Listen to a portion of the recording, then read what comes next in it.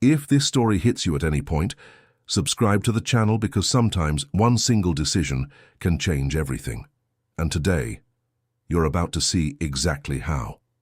That night, Enrique Montenegro was sitting on a cold sidewalk, leaning against the dark glass of a closed store, one that used to be a client of his own company. The reflection staring back at him was someone he barely recognized. Unshaven, exhausted, a once expensive suit, now wrinkled, stained, meaningless, as if his entire life had been abandoned right there beside him. 3 months earlier, his name appeared in business magazines. Now, people didn't even look at him when they passed by.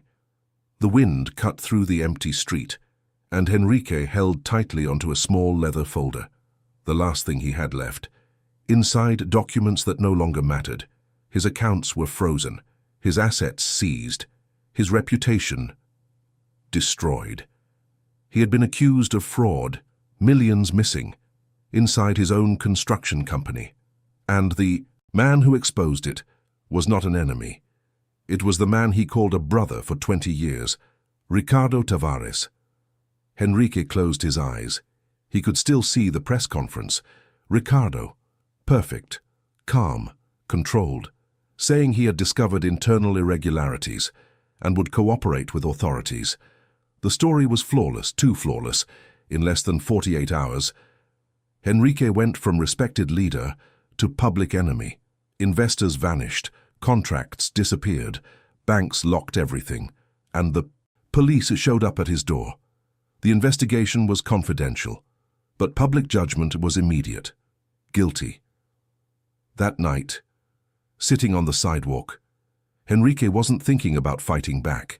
He was thinking about disappearing, not dramatically, just logically. No money, no allies, no family nearby. Everything around him had simply stopped existing. He was alone, completely alone. "You're not a beggar." Enrique opened his eyes slowly. He thought he imagined it, but the voice came again. "You look too sad to be just poor." Standing in front of him, there was a little girl, maybe 8 years old. She held a worn backpack and a small folder close to her chest, her hair tied back, her clothes simple but clean, and her eyes far too aware for her age. "Go away," Enrique muttered without energy. She didn't move. "My mum says when someone looks like that, it's because they lost something important." Enrique let out a dry laugh. "I lost everything." The girl gently shook her head. "Not everything. You're still here." That sentence hit harder than anything else. She stepped closer and sat beside him, not too close, just enough. "What's your name?" Enrique hesitated. Saying his name meant facing what he used to be. "Enrique." "I'm Isadora." She opened her backpack and pulled out a small pack of cookies, only 2 left. "Do you want one?" His body reacted instantly. He hadn't eaten properly in over a day, but pride still existed. "I'm fine." "You're not." She held it out. "When I'm sad, I eat sweets. It helps. A little." Her hand was small, but steady. Enrique took it. The sugar hit his mouth, like a shock back to reality. And suddenly, his eyes burned. He didn't cry when he lost his company. He didn't cry when he was accused. He didn't cry when everyone disappeared. But now, in front of a child who didn't know who he was, something inside him broke. Isadora watched quietly. "My dad was accused too, of something he didn't do." Enrique looked up immediately. "What happened?" "He worked on a big construction project, said something wasn't right in the documents." She paused. "Then he had an accident." Enrique felt the air disappear. "What project?" "I don't know the name, but he said the owner seemed like a good person." The world tilted. "And then?" "They said he was stealing materials, that he had problems." She looked down. "But my mom said it wasn't true." Another pause. "She died last year." Enrique swallowed hard. And you? I live in a shelter. For the first time, Henrique really looked at her. Where? She pointed down the street. A warehouse near the bridge. Henrique's heart started racing. He knew that place. It used to be one of his company's projects. Recently, transferred to a subsidiary controlled by Ricardo. If they sell it, Isadora continued, we'll have to leave. Henrique ran his hand over his face. The coincidence was too big. What was your dad's name? Daniel Souza. The name hit him. Hard. Daniel? Site. Supervisor. Quiet. Honest. He had tried to talk to Henrique once about irregularities. Henrique had said, let's deal with it later. That later never came. 2 months later, Daniel died. Do you have anything from him? Isadora opened her folder, pulled out an envelope. He told me, if anything happened, to keep it safe. Henrique took it, carefully, like it could break. He didn't open it, not yet. Across the street, 2 men in suits appeared. Henrique recognized the type immediately. Corporate. Watching. Are you scared? Isadora asked. Maybe. My dad said when someone finds something important, people who are afraid of the truth always show up. Henrique looked at the envelope again. The past was knocking, and for the first time since he lost everything, he didn't feel hopeless. He felt direction. Isadora, does anyone else know you have this? No. Don't show it to anyone. She hesitated. Are you leaving? Henrique stayed silent. That night, he planned to disappear. But now, something was pulling him back. No, not yet, she smiled. Then tomorrow. Can you come with me to the shelter? They say nobody cares about what happens there. Henrique took a deep breath. No money, no power, no name. But maybe he still had the truth. I'll be there. Isadora stood up, walked a few steps, then turned. Mr. Henrique, I knew you weren't a beggar. He looked at her. You look like someone who's going to do something. She ran off, and Henrique sat there alone. Again, but not the same man. He slowly opened the envelope. Inside, documents, transfers, digital signatures, and a USB drive. The title on the main file froze his blood. North Viaduct Project. His signature was there, but he never approved it. If that was real, he hadn't just been betrayed, he had been used, and Daniel might have died because of it. Across the street, a black car stopped. The same men got inside and stayed there, watching. Henrique closed the envelope. Now he understood something. If that truth came out, Ricardo wouldn't just lose money, he would lose everything. And powerful men don't let evidence move freely. Henrique stood up slowly. The cold didn't matter anymore. He wasn't going to disappear. He was going to come back, not to recover what he lost, but to find out who really destroyed him. Henrique didn't sleep that night. It wasn't the cold bench or the hardness of the pavement. It was the weight of the USB drive in his pocket. Every time he closed his eyes, it felt like it was pulsing, like something inside it was alive, dangerous, capable of changing everything. Before sunrise, he was already walking. 3 blocks later, he found a place still open. A small internet cafe, harsh white lights, empty chairs. A man behind the counter who didn't even look up. 1 computer. 30 minutes. He paid with what little he had left, sat down, and for a few seconds just stared at the screen. He knew that moment could change everything. He took a breath, plugged in the USB, 3 folders, original files, parallel transfers, recording. His heartbeat accelerated. He opened the recording. The footage was shaky. Phone camera. Daniel was inside a car, tired, but focused. If you're watching this, something went wrong. Henrique felt it hit him instantly. Daniel continued. I found irregularities in the North Viaduct project, inflated invoices, shell companies, signatures that don't match. Henrique closed his eyes briefly. I tried to reach you, but I couldn't. The guilt hit hard. I don't think you're involved, but someone in management is manipulating everything. The image trembled. If something happens to me, this needs to get to you. Silence. Because if you don't know, you'll fall with them. The video ended. Henrique didn't move. He fell with them. Exactly. That's what happened. And Daniel died. He opened the files, digital signatures under his name. On days he wasn't even in the country.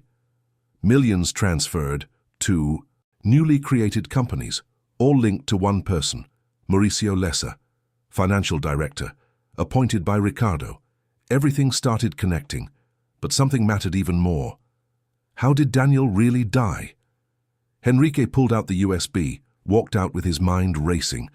By 8 a.m., he was standing in front of the shelter, an old warehouse, cracked walls, rusty gate, a hand-painted sign, Hope Shelter. The name didn't match the place. Kids playing in dirt. An uneasy silence. Isadora saw him first. You came. She ran to him. No hesitation. No doubt. I told you I would. From the entrance, a woman watched them. Mid-40s, rigid posture, sharp eyes. Who are you? Henrique stepped closer. Henrique? Related to anyone here? No. She crossed her arms. Then we don't need visitors. Isadora looked down. Maybe I can help. The woman looked him up and down. Dirty suit, worn shoes. We don't need help. We need money. Direct, cold, honest. Henrique felt something off. That place was more than just a shelter. How many kids are here? 15, sometimes more. Documentation. All legal. Too fast. He recognized it. A lie. While they spoke, a black van stopped at the corner. Same type of vehicle. Engine running. Watching. Henrique's pulse shifted. Isadora. Where do you sleep? She took him inside. Mattresses lined up on the floor. No divisions, no privacy, nothing. Henrique clenched his jaw. Do you receive donations? Sometimes, the woman said, but this ends soon. Why? They sold the land. Everything paused. Who? I don't know, we just have 30 days. 30 days. Henrique knew that process. Fast eviction. Preparation for construction. Can I see the notice? She hesitated, then handed it over. Henrique read it. Property owner. TN Holdings. Tavares Nogueira. Ricardo. Not coincidence. Strategy. Did you get a lawyer? The woman laughed. With what money? Isadora tugged his sleeve. Are they going to take this away? Henrique knelt. Not yet. He didn't know how, but he said it. And this time, he meant it. As he stepped outside, the black van started moving. Slow, then gone. Confirmed. He was being watched. Ricardo knew he hadn't disappeared. Maybe not about the USB yet, but it was only a matter of time. Henrique had two problems. Clear his name, save the shelter, and both came from the same source. That afternoon, he went to his old company headquarters. The guard recognized him immediately. Mr. Henrique. Awkward. Can I go up? I have orders not to let you in. Henrique nodded. Expected. Is Mauricio Lessa still here? Yes. Henrique took a breath. Tell him someone wants to talk about the North Viaduct. The guard hesitated, but called. 5 minutes later, Mauricio appeared. Perfect suit, expensive watch, fake smile. Didn't expect to see you here. I'm sure. What do you want? To talk. Not here. Then outside. Mauricio studied him. Something had changed. He agreed. They walked to a nearby cafe, sat down, silence. I saw the original files, Henrique said. Mauricio froze just for a second. I don't know what you're talking about.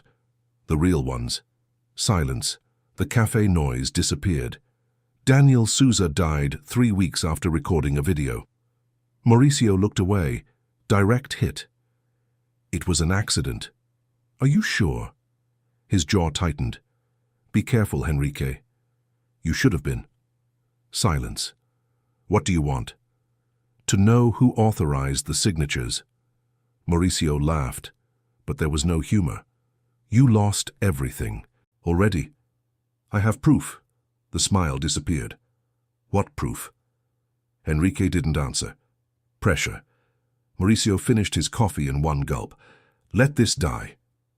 Like Daniel. Mauricio stood abruptly. You're playing with fire. Maybe someone has to. Mauricio walked away, didn't look back. Henrique knew. From that moment, he wasn't a fallen businessman anymore.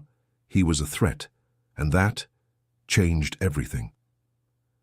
When he returned to the shelter, police cars were outside. Isadora stood at the entrance. They came to measure the land. A man in a helmet walked with a clipboard. Engineer. In 30 days, demolition begins. There are children here. Not our problem. Cold, precise. It's a legal matter. He ignored him. Henrique looked at Isadora. Fear. Real fear. And then he understood something clearly. Ricardo wasn't just clearing land. He was erasing evidence and witnesses. That night, sitting inside the warehouse, Henrique made a decision. He wasn't going to defend himself. He was going to expose everything. But to do that, he needed someone untouchable, a lawyer, someone outside the system. His phone vibrated. Unknown number. He answered. Enrique Montenegro. You should have disappeared. Cold voice. Controlled. Who is this? Someone who can still make your fall less painful. Henrique smiled slightly. You're too late. Silence. If you continue, you won't be the only one who suffers. Henrique looked at Isadora, sleeping on the floor. The message was clear. Are you threatening a child? I'm telling you to choose your battles. The call ended. Henrique stayed still. Now there was no doubt. Ricardo knew, and he was willing to escalate. He had 30 days. 30 days before the eviction.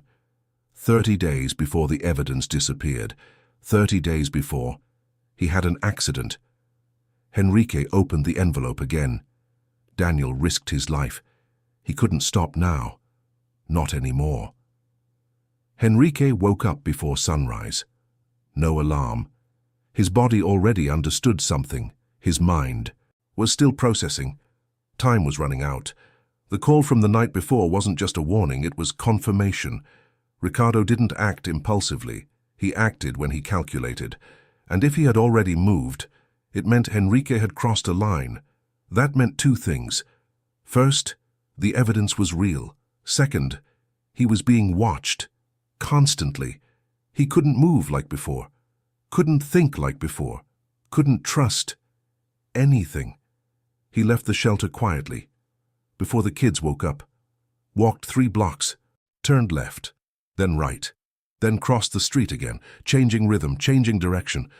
If someone was following him, they wouldn't get it easy. He needed a lawyer, but not just any lawyer. Big firms were connected. Some had even worked with his company before. He couldn't risk that. He needed someone outside the system. And then a name came back to him. Laura Mendonça, urban law specialist. She had taken on major construction companies and won. She didn't sell out. Exactly what he needed. He found her office online, small, no luxury, no corporate image, perfect. When he walked in, the receptionist looked at him with hesitation. I need to see her. It's urgent. Minutes later, she appeared.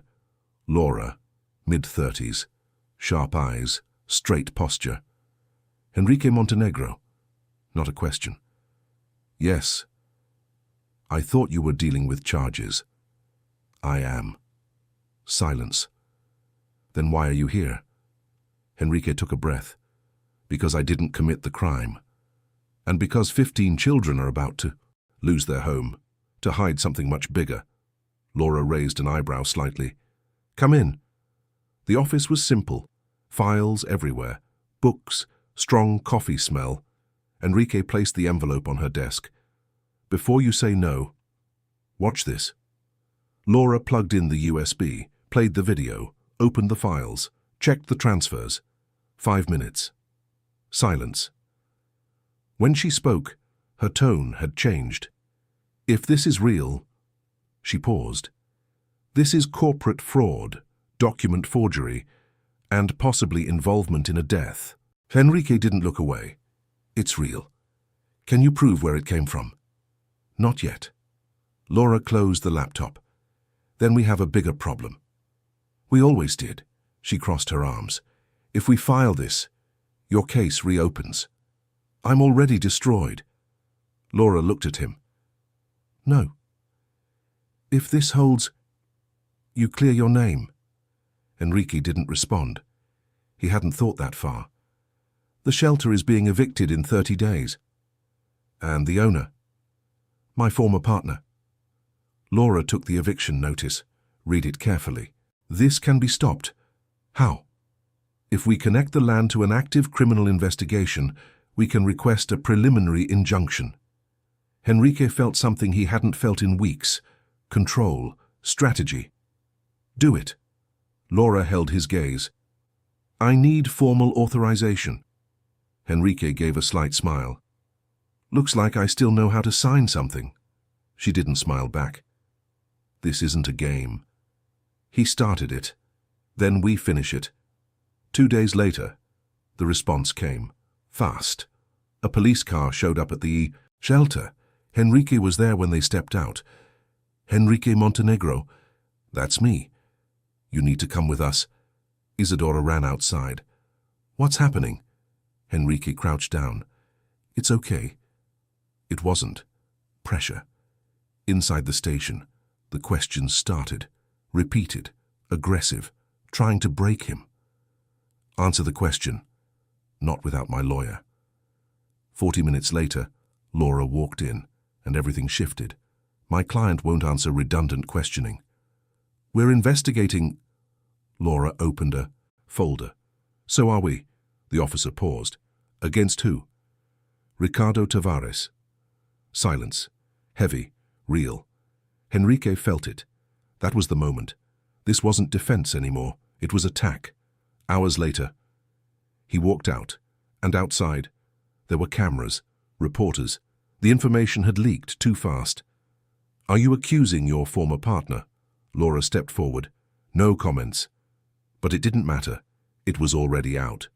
That night, the headlines exploded. Accused businessman shifts blame to company. Leadership. Ricardo responded the next day. Immediately. No delay. Eviction acceleration request. 10 days. Enrique crushed the paper in his hand. He wants to destroy everything before we move forward. Laura nodded. We'll block it. Will it work? If the system works. Enrique understood. It didn't always. The shelter changed. The atmosphere. The tension. The kids felt it. Isadora stayed close to him. They're going to take it. No. Are you sure? Enrique looked at her. He didn't have certainty, but he had something stronger. I'm here. That night, leaving Laura's office, he noticed a motorcycle, keeping distance. 3 blocks, still there, confirmed. He turned suddenly. The motorcycle sped up. A car appeared ahead, blocked. Enrique ran, entered a building. The motorcycle passed. The car slowed, didn't stop. Message received. He wasn't safe. Laura called later that night. Hearing on Monday. Will he be there? Yes. Silence. Then this ends there. Or it really begins. Sunday night. Enrique returned to the shelter. The kids were gathered. There was a small cake. Someone's birthday. They were laughing, despite everything. Isadora walked up to him. Are you scared? Enrique thought. Yes. My dad said that's normal. For what? Doing something, even when you're scared. Henrique felt something tighten in his chest. Your dad was a good man. So are you. He almost denied it, but didn't, because he needed to believe it. Monday, the courtroom was full. Ricardo walked in. Perfect, controlled, untouchable. He looked at Henrique, like the outcome was already decided. Henrique didn't look away. Laura organized the files. This is not about emotion. It's about evidence. The hearing began. Ricardo's lawyer spoke first. Legal ownership, irregular occupation, valid process, cold, precise, perfect. Laura stood. We request immediate suspension of the eviction. On what grounds? Evidence of fraud linked to the property and potential. Destruction of evidence. The judge looked up. Do you have proof? Laura handed over the video. Daniel appeared on screen. Silence filled the room. Ricardo didn't move, but his hand tightened. Do you wish to respond? The judge asked. Desperate accusations. Henrique stood up. Laura hesitated, then let him. I made mistakes. I trusted the wrong people. But I did not authorize fraud. He looked directly at Ricardo. And I will not allow a man's death to be treated like a convenient accident. Silence. I will take this all the way. The judge paused the session. 15 minutes felt like hours. When he returned, he spoke. The eviction is temporarily suspended. Everything shifted. The children still had a place, for now. Ricardo didn't react, but his eyes had changed. The war had just begun. The suspension of the eviction wasn't a victory. It was a pause. Henrique knew it. Ricardo wasn't the kind of man who accepted setbacks, especially not in public. He played in layers, and now that everything was exposed, every move would be sharper, more aggressive, more dangerous. The morning after the hearing, everything started moving. At the same time. First, the bank triggered an early execution of Henrique's debts. Accounts locked, financial pressure activated. Second, a news article went live. Accused businessman attempts to manipulate public opinion with emotional narrative. The story was being flipped. Control of the narrative.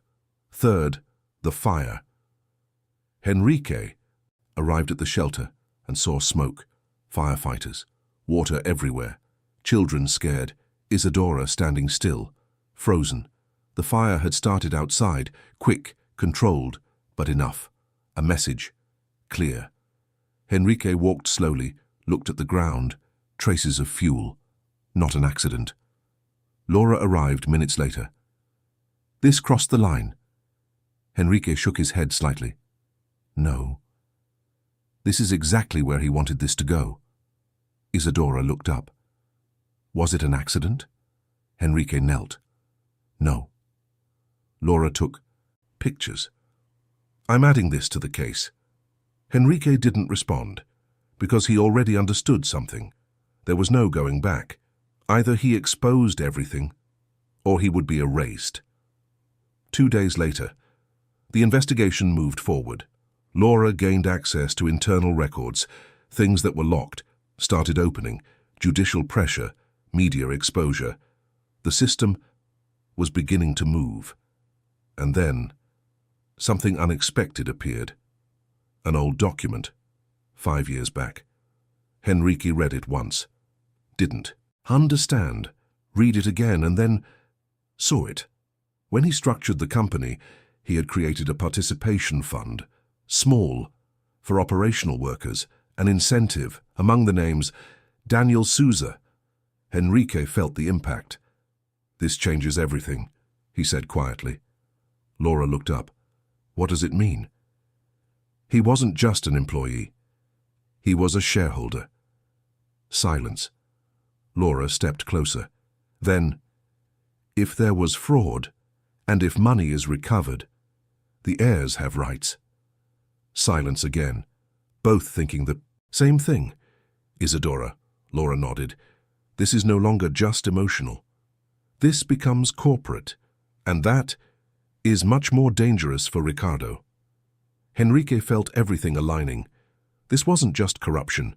It was legal theft, structured, calculated, cold. That night, he returned to the shelter. Isadora was sitting on the floor, drawing. He sat beside her. "I need to tell you something." She looked up. "What happened?" Henrique spoke carefully. "Your dad wasn't just working there. He owned part of the company." She frowned. "What does that mean?" "It means, if we prove everything, you have a right to part of it." She stayed quiet, processing. Then she shook her head. "I don't want money." Henrique smiled slightly. "I know." She looked down. "I just want people to stop saying my dad was a thief." The words hit him hard. "That, I promise." Days later, Ricardo received the notice: full audit, financial review, digital signature analysis, and something else: shareholder succession claim. This time, he didn't respond with lawyers. He responded personally. Henrique was leaving the courthouse when a black car stopped in front of him. The window rolled down. Ricardo, alone, no mask. "You were always too emotional." Henrique said nothing. "You're using a child. You put her there." Silence. Tight. "You think a video can destroy me?" "No. Bank records can. Digital forensics. And time." Ricardo watched him, calculating. "You can still walk away." "How?" "I cancel the eviction. You disappear, and everything ends." Henrique almost smiled. "You already tried to erase me once, and I can do it again. Direct, clear." Henrique leaned slightly closer. "The difference is, I'm not alone anymore." Ricardo held his gaze. 1 second, 2, then drove off. That was his last offer. Henrique knew. After that, there was only collision. 3 weeks later, the report came in, the one that would change everything. Forgery confirmed, certificates used remotely, triangulated transfers, and most important, internal approvals, digitally signed by Ricardo, 2 critical operations. It was enough. The public prosecutor moved, formal investigation, search warrants.